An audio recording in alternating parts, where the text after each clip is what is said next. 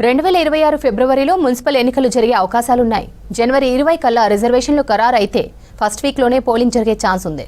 లేదంటే మధ్యలో inter 10th exams ఉండటంతో మే దాకా ఆగాల్సిన పరిస్థితులు ఉన్నాయి.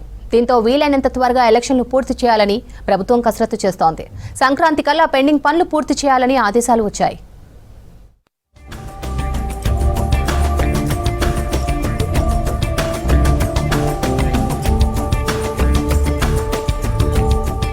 మున్సిపల్ ఎన్నికలకు రెడీ అవుతోంది ప్రభుత్వం.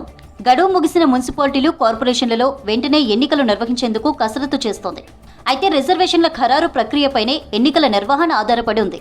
ప్రభుత్వం జనవరి 20 నాటికి రిజర్వేషన్లు ఖరారు చేస్తే ఫిబ్రవరి మొదటి వారంలో ఎన్నికలు నిర్వహించే ఛాన్స్ ఉంది. ఒకవేళ ఏమాత్రం ఆలస్యమైనా ఇంటర్ 10th పరీక్షల కారణంగా మళ్లీ మే వరకు ఆగాల్సిన పరిస్థితి ఉంటుంది. మరోవైపు మార్చి నెలాఖరు కల్లా మున్సిపాలిటీల్లో కొత్త పాలక వర్గాలు ఏర్పాటు కాకపోతే కేంద్ర ఆర్థిక సంఘం నుంచి రావాల్సిన నిధులు కూడా చేజారిపోతాయని సర్కార్ యోచిస్తోంది.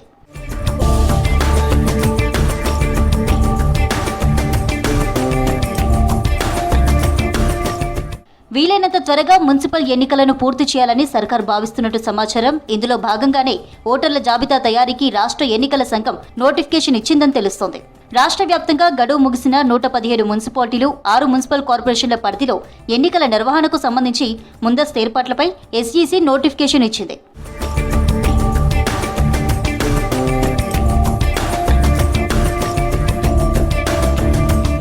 పోలింగ్ కేంద్రాల పునర్వ్యవస్థీకరణ, ఓటర్ల జాబితా తయారీపై మున్సిపల్ కమిషనర్లతో రాష్ట్ర ఎన్నికల సంఘం కమిషనర్ రాణి కుముదిని ఇప్పటికే వీడియో కాన్ఫరెన్స్ నిర్వహించారు. మున్సిపల్ ఎన్నికల్లోనూ వార్డుల వారీగా ఎస్సీ, ఎస్టీ, బీసీ రిజర్వేషన్ల ఖరారు ప్రక్రియ అత్యంత కీలకంగా మారింది. కోర్టు తీర్పు ప్రకారం ఈ రిజర్వేషన్లను కూడా డెడికేటెడ్ కమిషన్ రిపోర్టు ప్రకారమే ఫైనల్ చేయాల్సి ఉంటుంది. వచ్చే నెలలో వీటికి సంబంధించిన రిజర్వేషన్ల నివేదిక ఇవ్వాలని కమిషన్ను ప్రభుత్వం కోరనున్నట్టు తెలిసింది. ఆ వెంటనే ఆ రిపోర్టుకు కేబినెట్ ఆమోదం తెలుపుతుంది.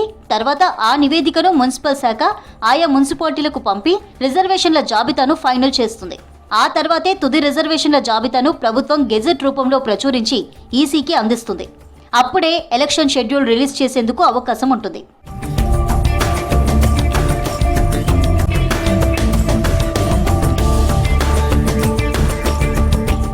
మొత్తం జనవరి 20 కల్లా పూర్తి చేస్తేనే ఫిబ్రవరి 1st వీక్లో పోలింగ్ నిర్వహించేందుకు ఛాన్స్ ఉంటుంది. మున్సిపల్ చట్టం ప్రకారం షెడ్యూల్ రిలీజ్ చేసి నోటిఫికేషన్ ఇచ్చిన తర్వాత 15 రోజుల్లోనే పోలింగ్ పూర్తవుతుంది. ఒకవేళ 2 విడతల్లో ఎన్నికలు నిర్వహించాల్సి వస్తే మధ్యలో 5 రోజుల గ్యాప్ ఇస్తారు. ఇదంతా సజావుగా జరిగితే ఫిబ్రవరిలోనే మున్సిపల్ ఎన్నికలు పూర్తవుతాయి. కానీ ఒకవేళ ఏమైనా లీగల్ ఇబ్బందులు ఎదురైనా లేదా పరిపాలనాపరమైన జాప్యం జరిగినా పరిస్థితి మారుతుంది. ఫిబ్రవరి 15 లోపు ఎన్నికలు నిర్వహించకపోతే ఆ తర్వాత ఇంటర్ 10th ఎగ్జామ్స్ అడ్డు వస్తాయి. దీంతో ఎన్నికలు నిర్వహించేందుకు మళ్లీ మేలోనే అవకాశం ఉంటుందని అధికారులు చెబుతున్నారు.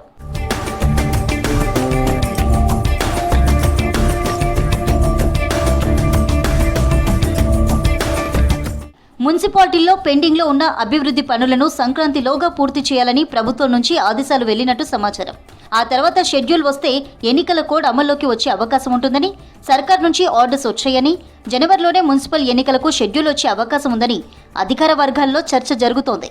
15వ ఆర్థిక సంఘం నిధులను కాపాడుకునేందుకే మున్సిపల్ ఎన్నికలకు ప్రభుత్వం సిద్ధమవుతున్నట్లు తెలుస్తుంది. ప్రస్తుతం మున్సిపాలిటీల్లో పాలక వర్గాలు లేని కారణంగా అర్బన్ స్థానిక సంస్థలకు రావాల్సిన 1400 కోట్ల గ్రాంట్లు కేంద్రం వద్దే హోల్డ్లో ఉన్నాయి. మార్చి 31లోగా కొత్త పాలక వర్గాలు కొలువు తీరకపోతే ఆ నిధులన్నీ వెనక్కి వెళ్లే ప్రమాదం ఉంది.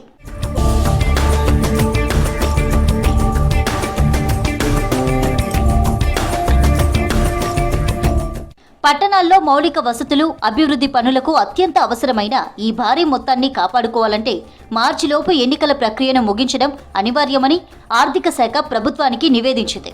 పంచాయతీలకు సంబంధించిన గ్రాంట్ల మాదిరిగానే మున్సిపల్ గ్రాంట్లు కూడా నిలిచిపోయాయి.